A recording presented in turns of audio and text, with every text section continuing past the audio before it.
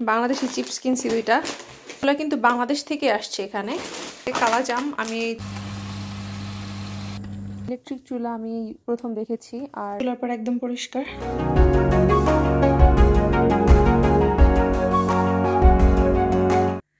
আসসালামু আলাইকুম, নতুন একটা ব্লগে সবাইকে ওয়েলকাম জানাচ্ছি।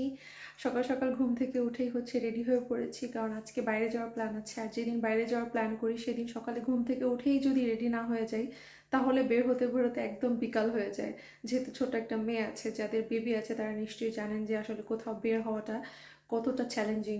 তো যাই হোক, আমি সকালে রেডি হয়ে পড়েছি, আমার মেয়েকেও রেডি করে ফেলেছি। জাস্ট একটু হালকা পাতলা খাবার খেয়ে নাস্তা করে তারপর বেরিয়ে পড়বো, তাতে করে বাইরের কাজকর্মটা সেরে তাড়াতাড়ি চলে আসতে পারবো। তো আশা করছি আজকে ব্লগটা ভালো লাগবে। চলুন তাহলে আজকে ব্লগটা শুরু করা যাক। সো আমি আমার মেয়েকে নিয়ে কী বাজার করলাম সেটা আপনাদেরকে একটু দেখাবো। বাজারের সময় ভিডিও করতে পারি নাই, কারণ দোকানের ভিতরে হেঁটে হেঁটে মেয়েকে নিয়ে বাজার করাটা একটু টাফ। সো আমি বাসায় এসে দেখাচ্ছি। এই যে বাংলাদেশি চিপস কিনছি দুইটা। আমি কিছু ফ্রোজেন ভেজিটেবল কিনছি, কারণ যেহেতু মা নাই বাসায়, আমার রান্নাবান্না করতে যত তাড়াতাড়ি করা সম্ভব সেটাই ভালো। আর এই ফ্রোজেন ভেজিটেবলগুলো এতটাও খারাপ না। আর এটা লাভ হচ্ছে একটাই, যে এটা হচ্ছে কাটা এবং খুব সুন্দর করে সাইজ করা। সো আমার কাটা ছেঁড়ার জন্য যে সময়টা ওইটা আর যাবে না। আচ্ছা, সো এটা হচ্ছে লতি কিনেছি, কচুর লতি। এটা হচ্ছে ঢেঁড়স। দেখেন, এগুলো কিন্তু বাংলাদেশ থেকে আসছে। এখানে এই বাংলাদেশের রান্নার বাংলাদেশি কচুর লতি। এখানে চিংড়ি মাছ কিনছি, এগুলো দুইটা প্যাকেট কিনছি, একবার রান্না করা যাবে। আর এটা একটা পিল্ড চিংড়ি মাছ, এটাও কিনছি, এটাও একদিন রান্না করা যাবে। তারপর আমার কাছে এটা দেখে অনেক আনন্দ লাগছে, কালাজাম। আমি যতবারই যাই ওখানে এটা পেলেই আমি কিনি। এটা খুবই মজা বানিয়ে খেলে। এগুলো কিন্তু সবই বাংলাদেশি। আর তারপরে এখানে আরেকটা মাছ আছে, ও আচ্ছা, সরপুঁটি। আমি মাছটা দেখে আমার একটু খেতে ইচ্ছে করছে। আমি এটার উদ্দেশ্যে যাই নাই, এটা দেখার পর আমার মনে হয়েছে এটা মজা লাগবে, আই ডোন্ট নো ওয়াই। তো আমি কিনছি একটু বড় বড় পুঁটি মাছ, এই জন্য আমি এটাকে ভেজে তারপর ভুনা করব। অলরেডি খেতে ইচ্ছে করতেছে। আর তারপর এখানে আছে কুকড প্রন, যেটা আমি ভাবছি কোনো নুডলস রান্না করলে বা আছে না, যেটা নাস্তার খাবার বানালে, স্যান্ডউইচ বানালে দিতে পারি তার মাঝখানে। সো এটাও আমি এক প্যাকেট নিছি, কয়েক রকমের চিংড়ি মাছ আর কি। তো যাই হোক, এগুলো এখন আমি গুছ করে রাখি, তারপর আমার মেয়েটাকে খাওয়াতে হবে, ঘুম পাড়াতে হবে। আমি একটু রান্না বসাবো, আর তার আগে একটু খেয়ে নেই। খাওয়ার জন্য এখানে আছে সবজি, একটা মিক্স সবজি, 5 ফোড়ন দিয়ে ভাজি করা। এটা ক্যাবেজ ভাজি করেছি ডিম দিয়ে, এটা আমার হাজব্যান্ডের পছন্দ। আর আমার চিকেন রান্না করা ছিল, এখন শুধু এতটুকু আছে, ফ্রিজে ছিল তাই এমন দেখাচ্ছে। সো পরে ও দুপুরে খাবে, আর রাত্রের জন্য আমি রান্না করে ফেলবো এখন আরেকটা চিকেন। সো আমি শক্ত মুরগি আনছি আজকে, আপনাদের দেখাই।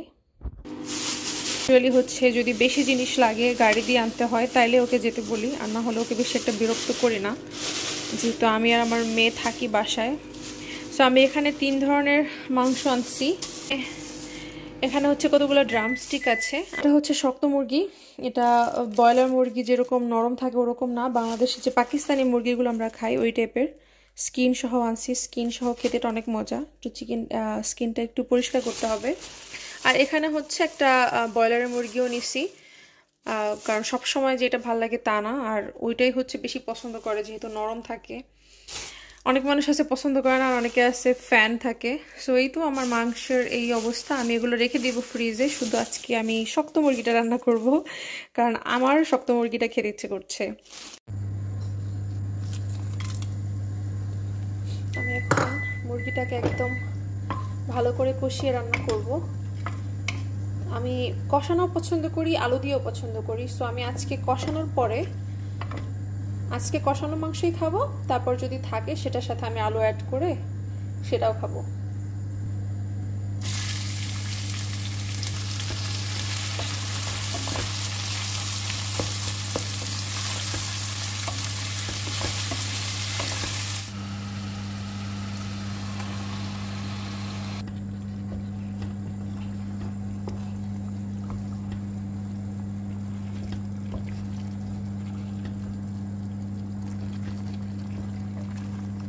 রান্নাবান্না শেষ হলো, এখন হচ্ছে চুলা পরিষ্কার করব। আজকে অনেক দিন হয়ে গেছে, প্রায় 2-3 সপ্তাহের মতো হয়ে গেছে ডিপ ক্লিনিং করা হয় না। রান্নার পরে শুধু ওয়াইপ করে ফেলি, তো আজকে মনে হচ্ছে যে একটু ডিপ ক্লিনিং না করলে ভালো লাগছে না, যেহেতু রান্নাবান্না করেছি, চিকেন টিকেন চারিদিকে তেল টেল ছিটে উঠেছে। তো ভাবলাম আজকে ডিপ ক্লিনিংটা করে ফেলি। আর আমাদের এখানে হচ্ছে গ্যাসের চুলা। ভিয়েনাতে যখন আমরা ছিলাম, অস্ট্রিয়াতে, সেখানে ইলেকট্রিক চুলা আমি প্রথম দেখেছি। আর সেটাতে রান্না করার পর সত্যি বলতে আমার ইলেকট্রিক চুলা অনেক পছন্দ হয়ে গেছিলো। আমার কাছে গ্যাসের চুলা চাইতে ইলেকট্রিক চুলা বেশি ভালো লাগে। আমি অনেকের কাছে শুনেছি যে তাদের ইলেকট্রিক চুলা পছন্দ না, বাট আসলে পরিষ্কার পরিচ্ছন্ন রাখতে ইলেকট্রিক চুলাটা খুবই ভালো। আমার চুলার পর একদম পরিষ্কার, ফাইনালি আমার একদম ফ্রেশ লাগতেছে। এদিকে উপরে সব কিছু ক্লিন করেছি। আর এখানে হচ্ছে আমার ফয়েল পেপার ছিল, আগে পুরানো হয়ে গেছিলো। এখানে ফয়েল পেপার দিই কারণ আমরা হচ্ছে যেহেতু বাঙালি খাবার, হলুদ মরিচ এগুলো দেওয়া থাকে, সো দেখা যায় ছিটে আশেপাশে, শুধু এই জায়গাটুকুতে হয় না, আশেপাশেও ছিটে, এই পাশে ওই পাশে। তো আমি দুই পাশে একটু ফয়েল পেপার দিয়ে রাখি, যাতে করে ছিটলে ফয়েল পেপার উপরে পড়ে। তো আগের যেটা ছিল সেটা একদম নোংরা হয়ে গেছিলো, সেটা আমি এখন পরিষ্কার করলাম। আর চুলাটাও আজকে মাজা দিয়েছি। আবার হচ্ছে 2-3 সপ্তাহ হচ্ছে এত বেশি ডিপ ক্লিনিং করতে হবে না। প্রতিদিন তো রান্নার পরে ক্লিন করাই হয়, বাট একটু ডিপ ক্লিন করেছি আজকে। একদম এগুলো হচ্ছে চাবি টাবিও সব ক্লিন করেছি। সো ক্লিন করাতে কষ্ট ঠিক আছে, যে কোনো পরিষ্কার পরিচ্ছন্ন কাজ করতে হলে একটু কষ্ট হয়, কিন্তু তার পরবর্তীতে এত ফ্রেশ লাগে, মনে হয় যে আমি গোসল করলেও হয়তো এত ফ্রেশ লাগে না যতটা আমার এই ঘর বাড়ি ক্লিন থাকলে ভালো লাগে। সো এটা করে এখন আমার ভালো লাগছে, এখন একটু শুয়ে বসে থাকতেও আরাম লাগবে।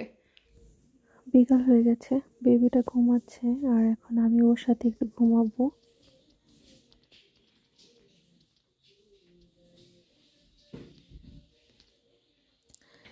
যে দেখেন, রাত বিরেতে হচ্ছে কফি নিয়ে বসেছি।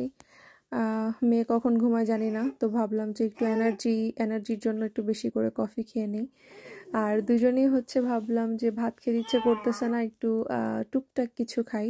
তারপরে মাথায় এলো যে স্যান্ডউইচ করব। স্যান্ডউইচ করলাম এখানে সসেজ আর হচ্ছে মাশরুম দিয়ে, সাথে চিজ দেওয়া আছে, আর টুকটাক oregano, salt paper, something like that. তারপরে কফি দিয়ে খাওয়ার জন্য বিস্কিট নিয়েছি। আর এই স্যান্ডউইচটার সাথে হচ্ছে ফ্রেশ রুকোলা, বা এটাকে রকেটও বলে আই থিঙ্ক, এই পাতাটা দিলে হচ্ছে আরও অনেক বেশি মজা লাগে। সেই সাথে আছে 2 রকমের সস। তো আমরা এখন এটা খাওয়া দাওয়া করবো, তারপরে যদি মেয়ে ঘুমায় ওর সাথে আমরাও শুয়ে পড়বো। আজকের ব্লগ তাহলে এখানেই শেষ করছি। আল্লাহ হাফেজ সবাইকে।